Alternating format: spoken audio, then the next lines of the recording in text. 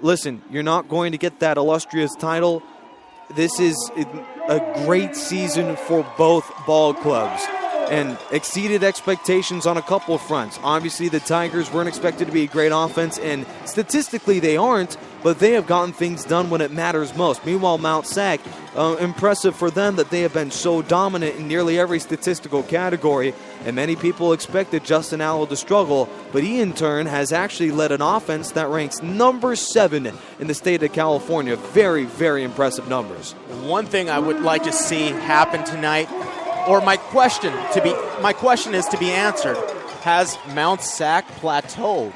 Have they reached their highest point? Have they reached their highest level of play? Because Riverside, to my knowledge and everything we've noticed from them, they still haven't played their best game. Well, we've talked to the man who actually covers the Mount SAC Mountie games. That's Chris Sylvester, who will, I'm sure, be right here on board for the post-game show when a thing or two happens. But just to go into that, we talked to Chris Sylvester about this deal, and I think that he would at least somewhat agree that the bye week following the regular season has haunted them. The Tigers had a very early bye week and had time to kind of recoup.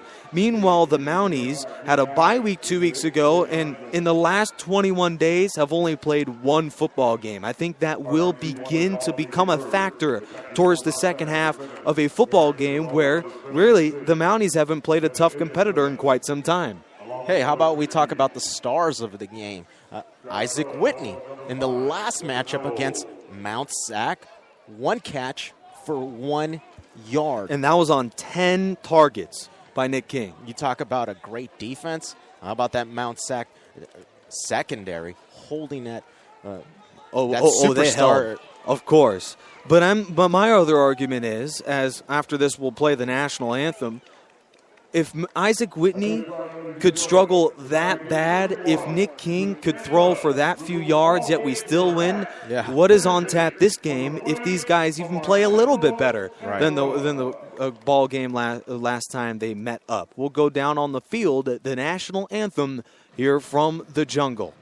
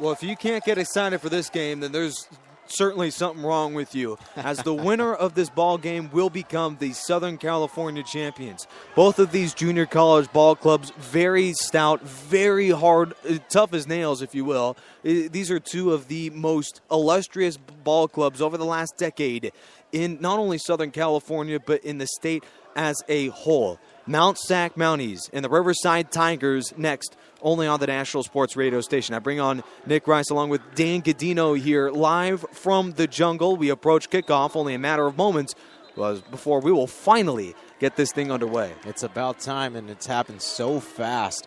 This season has gone by lightning quick, and here we are for a chance to gain a title for Coach Tom Kraft, a title that's been eluding him his entire career. Well, it seems just a few moments ago since the Tigers in this same exact spot lost it last year. Of course, it was on the road when the Tigers last season took an L to Fullerton College in the Southern California Championship game. It's 61 degrees at kickoff here from Riverside. The winds are swirling from the east, and we're having absolutely no chance for humidity, but it's just a pitch-perfect night as the lights are on and the stage is set. The red curtains are out, and these guys are sprinting onto the field looking for some football. Jimmy Camacho signals, approaches, and we are underway. The Southern California Championship game has officially begun. Taking from the 10 is Aaron Vaughns out across the 20, and he spins out of a tackle through the 25, outside the numbers. It will sprint out of bounds at the 34-yard line of Mount SAC. That's where the Mounties will begin their drive, led by quarterback Justin Allo. He'll take the field. Justin Allo in the last game, he faced Riverside, throwing 4 interceptions. This game, no interceptions must be thrown. In a game with so much at stake, he's got to play better. The Tigers defensively will be without their number 1 defensive back in cornerback, Trayshawn Broughton, out of Vista Marietta High School, a man who led the team with 6 interceptions and has been flat-out dominant during his regular season campaign. He's out with academic allegations and will not see the field tonight. In his place is Moreno Valley High School product, Dayhone Wise. Just a freshman will take his place. Yeah, also out there is a Cortland Fort, the sophomore from Etiwanda High School.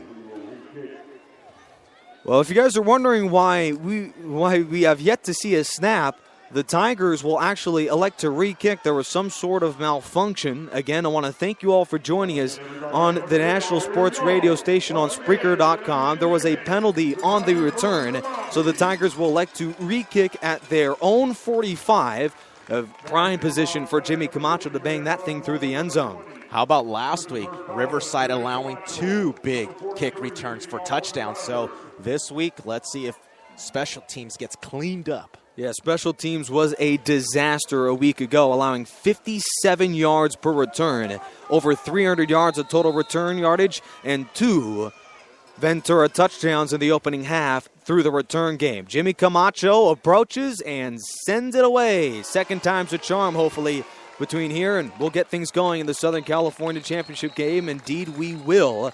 Justin Allo, the sophomore quarterback out of Carson, California, who at one point was a redshirt freshman at Hawaii University, became the eventual starter. It only took him a year and a half, but now he is the number 1 man for Mount SAC, and his career totals are very impressive. 26 touchdowns and 15 picks as 13 starts have been underway for Justin Allo. He's played very impressive, and he takes the field here on a 1st and 10. Justin Allo, our quarterback, behind him, flanking Allo number 5 is Omar Tolbert. It's a 2 tight end set to start the drive and to start the game. Handoff goes to Tolbert. He's tripped up in the backfield. Swallowed up by Jeremiah Mitchell. Will begin the game to the Tigers with a 3-yard loss. Make it 2nd and 13. Jeremiah Mitchell coming out pumped up, using that adrenaline that runs through the veins early on, blasting that front and getting into the backfield, taking down that running back. He's a commit to Marshall University. The Thundering Herd finished their campaign with an 11-1 record and winners of their respective conference. He's the left end spot on a 3-wide set for the Mounties on a 2nd and 13. Allo will take the snap, but not before what appears to be and is a false start. Mounties now will face, following what's been a lifetime here, just 2 snaps in, a 2nd and 18. Riverside coming out very basic, 4-3 package defense against a shotgun offense in Mount SAC, and so far so good. Great start for RCC here. Omar Tolbert is the only running back in the National Central Conference to have over 1,000 yards. In fact, one of only 8 halfbacks to do so in California. He has 1,022 yards rushing this season, 6.5 yards a pop for the sophomore out of Orange Coast College. He'll flank the quarterback and take the snap here. Eludes out of 1 man, keeps on going, sprints across the 30. It is tripped up right near the first down marker. Boy, on a 2nd and 18. How about 17 for Omar Tolbert? Make it 3rd and short. Omar Tolbert right there running like Eddie Lace. You remember last game we compared That was our comparison. Yeah, our NFL comparison. RCC came out with a quick blitz, and they got beat down the middle with quick snap to Allo on a 3rd down. It looked like he may have not gotten the first down. A quarterback sneak when they only needed about 1.5 yards. Jeremiah Mitchell made the stop. They'll place the marker right at the 35, and that'll be enough for a Mount Sac first down. Make it the first time today that they moved the chains. Omar Stolbert's 17-yard run was critical. 4 wide set as the Mounties continue to hurry up to the line here. 4 down linemen for the Tigers. High snap handled by Omar Stolbert, and he'll run out to the 36, make it a gain of 1.5. Key for the game, obviously, right now for Mount Sac, from what they've shown us so far, is run the ball. 4 runs, 1 pass for the Mount Sac Mounties. Make it a second down and 9. Into the ball game for the Mounties will be number 85, Stephen Short, the tight end. Pistol set. It's a 2-wide formation for the Mounties. Delay handoff to Omar Stolbert, and following the 17-yard carry, 2 carries later, Omar Stolbert has only 2 yards to find, make it 3rd down and 8. A little extracurriculars, but the Mounties face their second 3rd down on the drive. Something a little different Mount Sac is doing is they're playing a little bit faster than they did the last game. Here, it seems like they're going on first sound or no sound.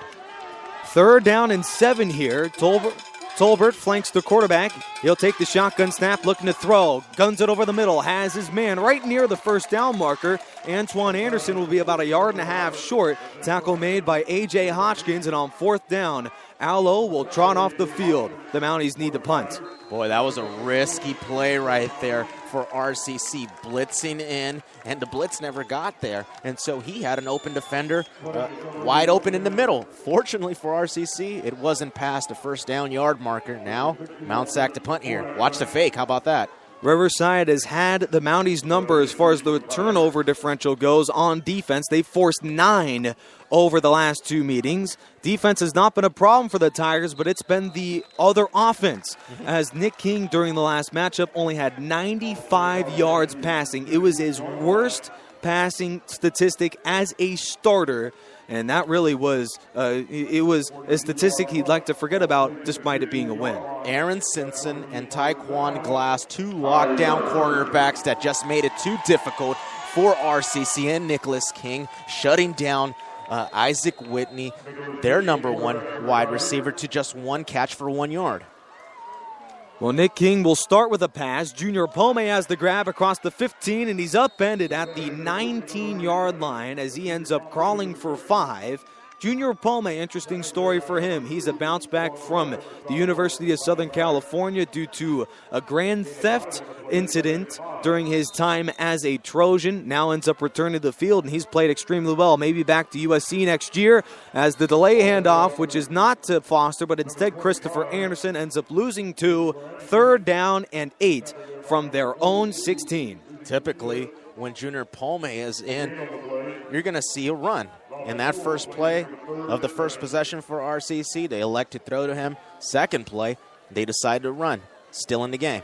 Riverside was right around 40% on 3rd down the last time they played the Mounties, but they started the day about 20% in the opening half on 3rd down. Shotgun snap, King looking left. Pass rush coming, eludes out of a sack, will end up taking it across the 20 and takes the tumble at the 23-yard line. A nice little flip-flopping a series as the Tigers, following the Mountie punt, they'll go 3 and out.